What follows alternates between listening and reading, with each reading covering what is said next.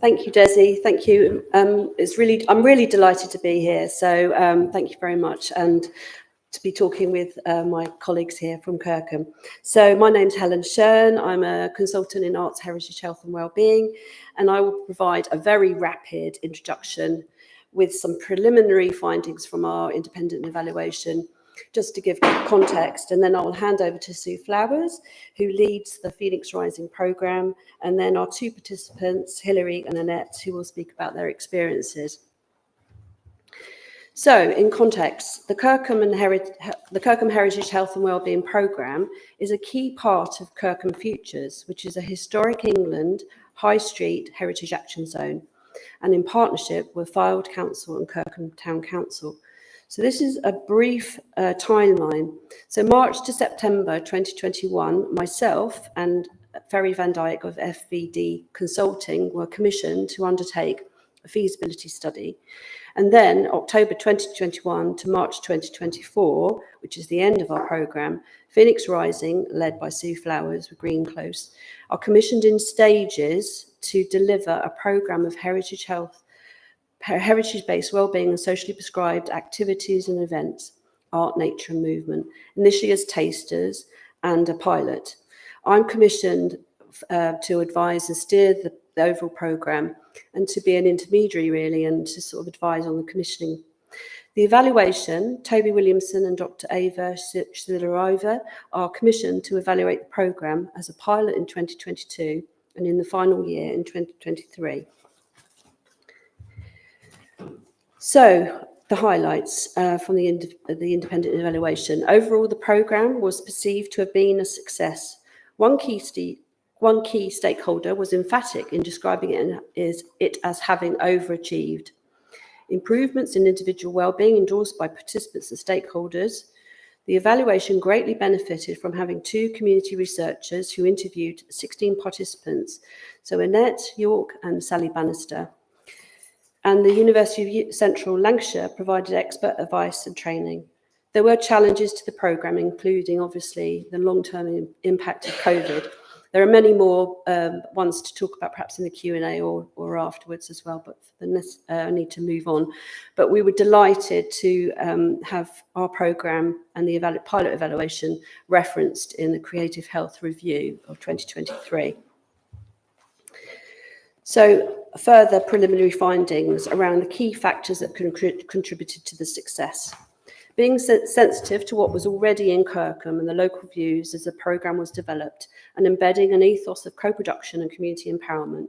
The duration of the programme enabled an iterative approach, trying out different community engagement activities, etc. This is the wonderful A to Z map of Kirkham by Kremena Dimitrova, who co-developed this with the community, and there are lots of them downstairs in the exhibition. The next key set of key factors, some joint activities with the parallel cultural programme, the Cultural Consortium, also part of Kirkham Futures, and we commissioned them to produce the Voices Oral History project. Building positive relationships and partnerships with key individuals, venues and organisations in Kirkham who reciprocated with their support and enthusiasm, e.g. St Michael's Church, the library, the community centre, Grow Kirkham. And this is a leaflet which is also downstairs that was also designed by Kremena Dimitrova, which was necessary to promote and inform people about the programme. Another set of key factors, community wellbeing, qualitative community mapping data collected indicated that Phoenix Rising and the programme more generally had helped facilitate, acted as an impetus or catalyst for a number of new community activities, projects and connections.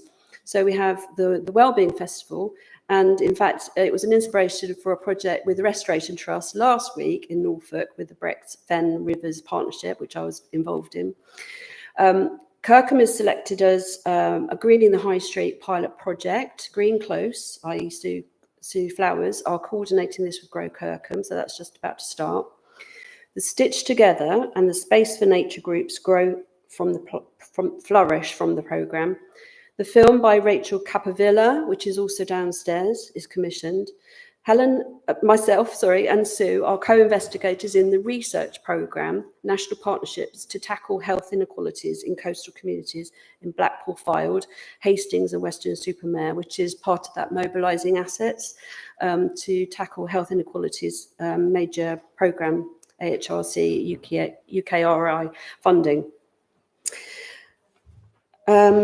So other set of key factors. So Sue Flowers is part of the phase 1 of that programme with Phoenix Takes Flight.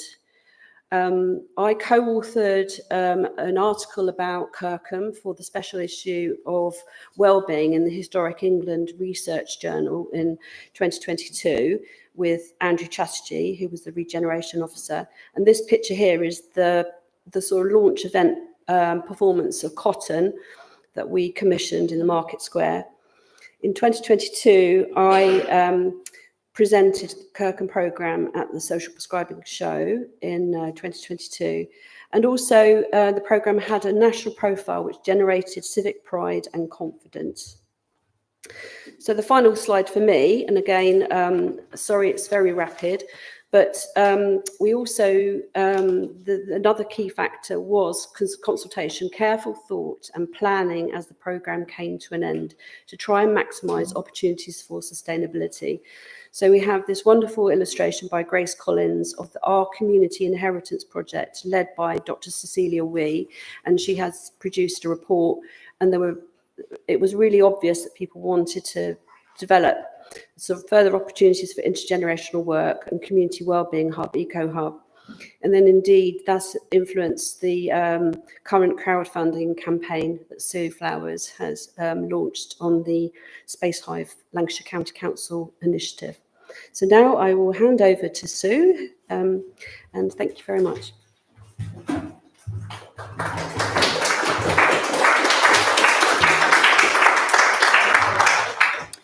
Good morning, everyone. As a visual artist and the Phoenix Rising programme lead, I'll be telling this story through images as well as words.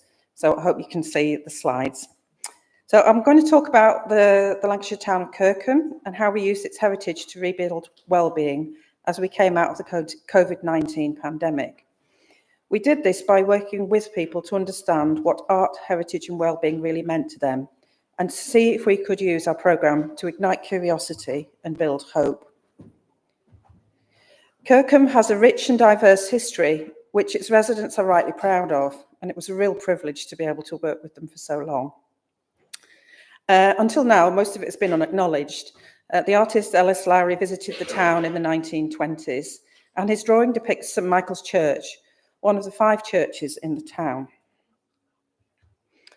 This is St Michael's today. It now houses St Michael's at the bottom of the street. The actual church now houses a local history archive, and partly because of this, it became the epicentre of much of our creative heritage and social prescribing work.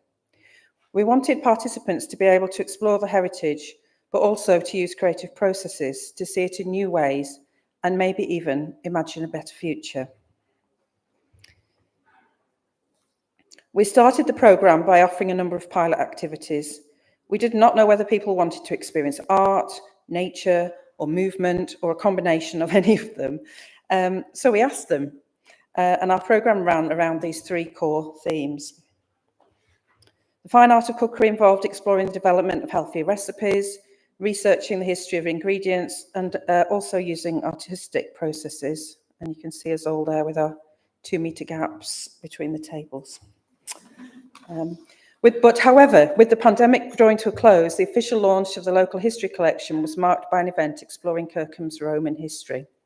And as a way of studying the Romans, we collaged mosaics and cooked Roman breads.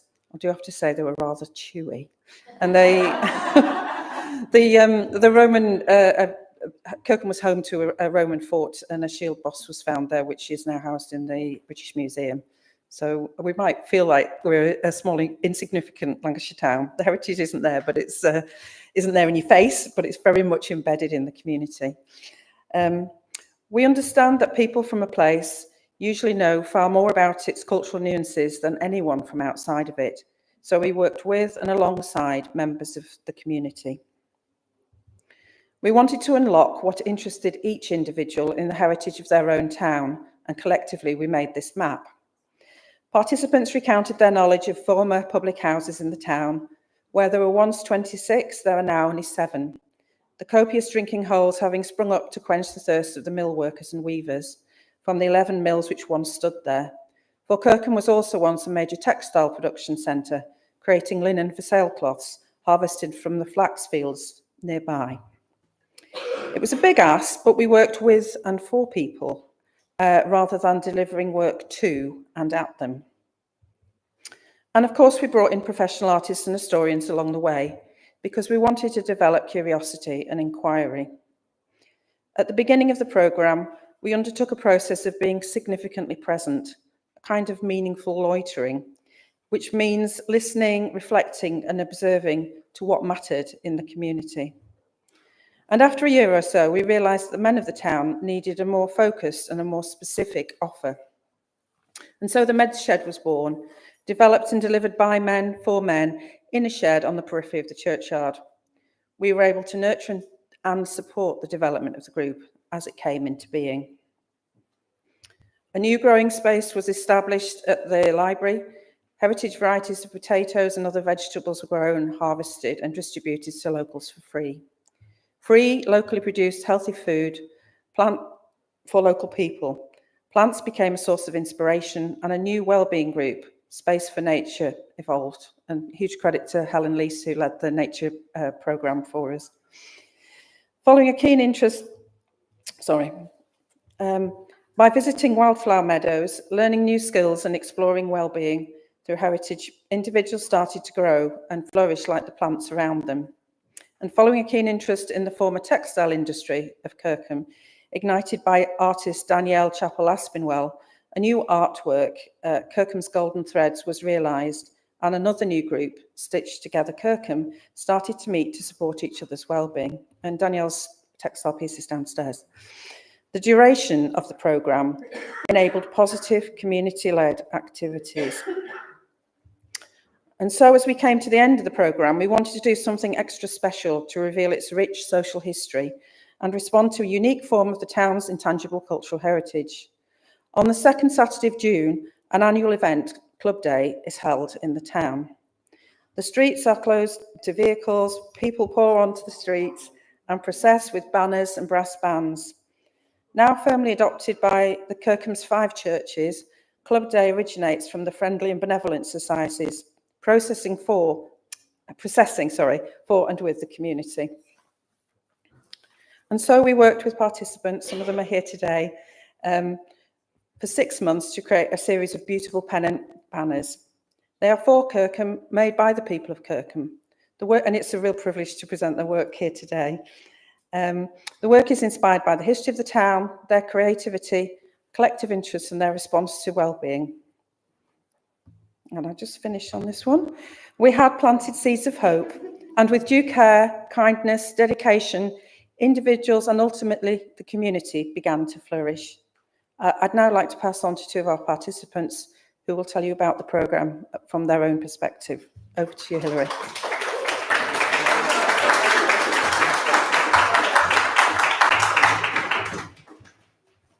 Hi, my name's Hilary Ayling, and I'll just tell you a bit about myself. From 2016 to 19, I suffered the loss of a favourite uncle, then my much-loved nan, then my lovely dad, along with other friends. A month before Dad's death, in 2019, we moved from the town that we'd lived in for 32 years to Kirkham, where I only knew my daughter and her family. Then in 2020, COVID came, and tough things happened during that time, and they were hard to deal with. Through the lockdowns, I kept myself busy, and I wasn't without purpose, but I was feeling a strange disconnectedness, an ache. Other than family, there was no one that I met in Kirkham that I found it easy to chat with. I didn't know anybody. In early 2022, things changed. I joined the first of 3 of the Phoenix Rising groups that I've been involved with. During Stitch Away Stress, I met a wonderful group of people who had a love for creating, and as we stitched, I began to learn about the town that I'd moved into. We did research into the workhouses and the mills that were once there, as well as the Roman fort. I continued on to the second project, Kirkham's Golden Threads, where I was encouraged to explore the skills that I had and research the history of the town in the archives. I learned more about the linen industry that was once such a huge part of the town. As the Golden Threads project ended, I joined the Creative Heritage Explorers group led by Sue. I delved deeper into the Roman history of Kirkham and in particular the findings of an archaeological survey into a potential Roman bathhouse that is now hidden by the extension to someone's home. Yeah, I'd have had a glass floor, but anyway. As my love for Kirkham grew, so did my frustration that much of the history was no longer visible. So I decided to make the bathhouse and the fort as visible as I could. I stitched a wall hanging, which is there, depicting the bathhouse findings, and I assembled a cardboard model fort, which the children seem to like, apparently. As a group, we produced a map detailing the history of Kirkham through time and produced pottery and stitching expressing what Kirkham means to us. Recently, we have joined together to produce banners representing some of the things we consider important about our town and reflecting our bond as a group. I now feel a confidence that I can attempt more than I ever would have done in the past. I have some wonderful friends that I care about a lot. I now feel very much connected with Kirkham and have joined Kirkham Cultural Consortium to help promote a feeling of belonging by arranging creative events such as the recent Heritage Lantern Festival. I feel a sense of belonging, and that strange ache has gone. I am very grateful for all that has gone on through the Phoenix Rising Wellbeing project. I'll now hand over to Annette. Thank you.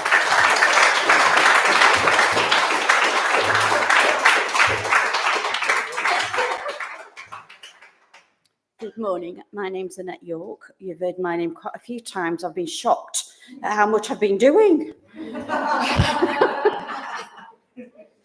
Well, for many years after a major trauma, I was still stuck in a deep rut, reliving the past. Nothing seemed to work for me. Then I joined the Heritage Explorers group run by Phoenix Rising. They didn't need me to revisit or replay my trauma. They just quietly loved me, showed me new skills. For example, designing a textile.